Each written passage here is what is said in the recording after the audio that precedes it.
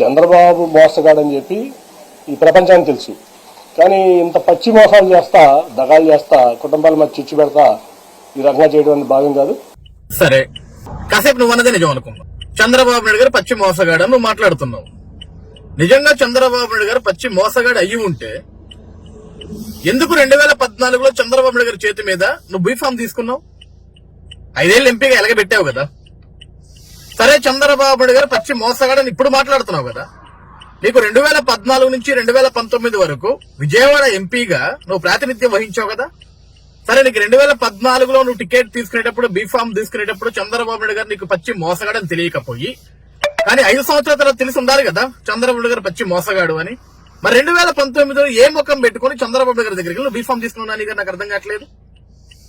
ఈ రోజు చంద్రబాబు నాయుడు గారు పచ్చి మోసగాడు అంటున్నావు. నిజంగా చంద్రబాబు నాయుడు గారు పచ్చి మోసగాడు అయి ఉంటే ఈరోజు మీ కుమార్తె కేసీఎన్ శ్వేత గారిని రతన్ టాటా గారి దగ్గర ఉద్యోగం చేస్తుంటే ఎందుకు అక్కడ ఆ ఉద్యోగానికి రిజిగ్నేషన్ ఇప్పించి ఎందుకు నువ్వు విజయవాడలో కార్పొరేటర్ గా ఆవిడతోటి పోటీ చేయించావు? ఆవిడ్ని మేయర్ అభ్యర్థిగా ఎందుకు ప్రకటింపజేశావు? చంద్రబాబు గారు పచ్చి మోసగాడు అని చెప్పొచ్చు కదా. అమ్మా శ్వేత, చంద్రబాబు నాయుడు గారు పచ్చి మోసగాడు, మనకి రాజకీయాలు వద్దు, నేను కూడా నా ఎంపీ పదవి నుంచి వైదొలుగుతున్నాను, రాజీనామా చేస్తున్నాను, మనకి రాజకీయాలు వద్దు తల్లి, నువ్వు రతన్ టాటా గారి దగ్గరే ఉద్యోగం చేసుకో, సోషల్ సర్వీస్ చేసుకుని ఆ రోజే నువ్వు మీరు శ్వేత గారికి చెప్పాలి కదా. నాని గారు తీసుకొచ్చారు, పోటీ చేయించారు, చంద్రబాబు గారిని మీరు పిలిపించారు, బహిరంగ సభకు పిలిపించారు కదా కాదా? ఈరోజు లోకేష్ గారు ఆఫ్టర్ ఆల్ పాదయాత్ర చేసేదానికి ఏం రైట్స్ ఉన్నాయని నువ్వు అడుగుతున్నావా? అసలు లోకేష్ గారి గురించి మాట్లాడేదానికి మీకేం రైట్స్ ఉన్నాయి నాని గారు? నాకు అర్థం కావట్లేదు. ఈరోజు 3132 కిలోమీటర్లు, 97 నియోజకవర్గాలు, 226 రోజులు, లక్షలాది మంది జనంతో అడుగులు వేస్తూ ప్రజల సమస్యలు తెలుసుకుంటూ, వాళ్ళ కష్టాలు తెలుసుకుంటూ, వాళ్ళ కన్నీటిని తెలుసుకుంటూ, వాళ్ళ బాధలు తెలుసుకుంటూ ఈరోజు ఆంధ్రప్రదేశ్ రాష్ట్రంలో నవశకానికి నాంది పలికి ఈ సైకో పరిపాలన తరిమి కొట్టేదానికి ఆంధ్రప్రదేశ్ రాష్ట్రంలో ప్రతి ఒక్క యువతకి ఒక ఉత్తేజాన్ని నింపి మళ్ళీ రానున్నది తెలుగుదేశం పార్టీ, గెలవనున్నది తెలుగుదేశం పార్టీ, మళ్ళీ ఈరోజు చీకట్లో పాలైన ఆంధ్రప్రదేశ్ రాష్ట్రానికి మళ్ళీ మేము ఒక వెలుగునిస్తామని చెప్పేసి ఒక పక్క చంద్రబాబు నాయుడు గారు, మరొక పక్క నారా లోకేష్ గారు ఇద్దరు కూడా ఈ రాష్ట్రం కోసం, ఈ రాష్ట్ర ప్రజానికం కోసం వాళ్ళు తాపత్రయపడుతుంటే, కష్టపడుతుంటే, ఆఫ్టర్ ఆల్ ఒక టికెట్ కోసం, ఎంపీ టికెట్ కోసం ఈరోజు కుటుంబాల మధ్య చిచ్చు పెడుతున్నారు. నువ్వు మాట్లాడుతున్నావు. నీ కుటుంబంతో మాకేంటయ్యా సంబంధం? నీకు మీ తమ్ముడికి ఏం గొడవలు ఉన్నాయో మాకేం తెలియదు కదా. నీ కుటుంబంలో ఏం జరుగుతుందో మాకేం తెలియదు కదా. ఈ రోజు ప్రజలకు కావాల్సింది ఏంటి?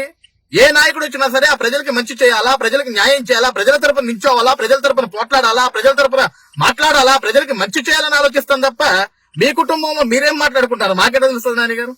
దానికి తెలుగుదేశం పార్టీకి, దానికి చంద్రబాబు గారికి ఏంటి సంబంధం?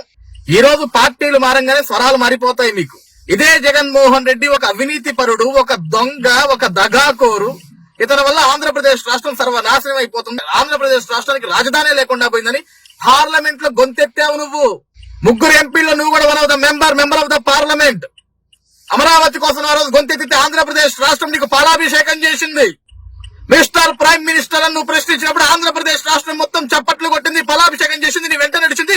జై నాని, జై జై నాని అని చెప్పేసి ప్రతి ఒక్కరు కూడా నినాదాలు ఇచ్చాం మేము. దేనికి?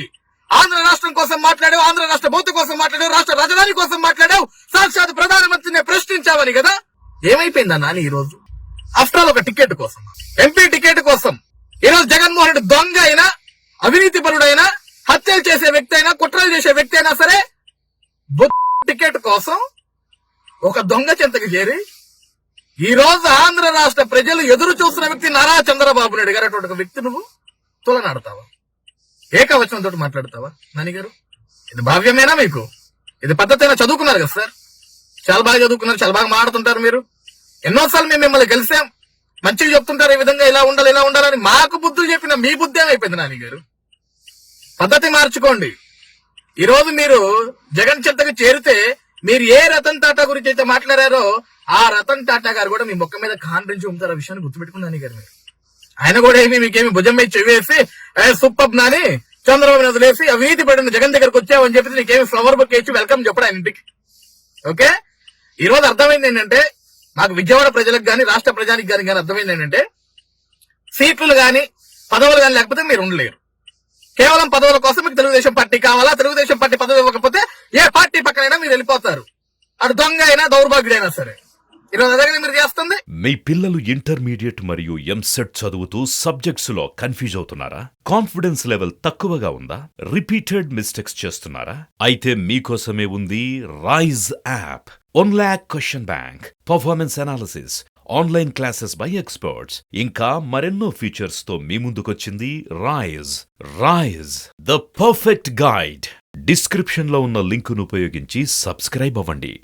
మహా వ్యక్తులందరినీ పక్కన వేసుకొని పెద్ద దొంగ దగ్గరికి వెళ్ళి ఆయనకు ఒక బొక్కే ఇచ్చి, నేను జగన్ బాబు వెంటే ఉంటా, జగన్ బాబు వెంట జగన్ కన్నా తల్లి లేదు, తోబుట్టిన చెల్లి లేదు, జగన్ ఒక పెద్ద దొంగ, జగన్ వల్ల ఎటువంటి ఉపయోగం లేదని సొంత తల్లి సొంత చెల్లె వదిలిపెట్టాను అడిగారు. నువ్వెంత సొంతం బాబాయినే ఇష్టపడుతూ అవకాశానికి అందరినీ వాడుకొని అవకాశం తీరిన తర్వాత కూరలో కరివేపాకు మాదిరి జగన్ తీసి పడేస్తాడు.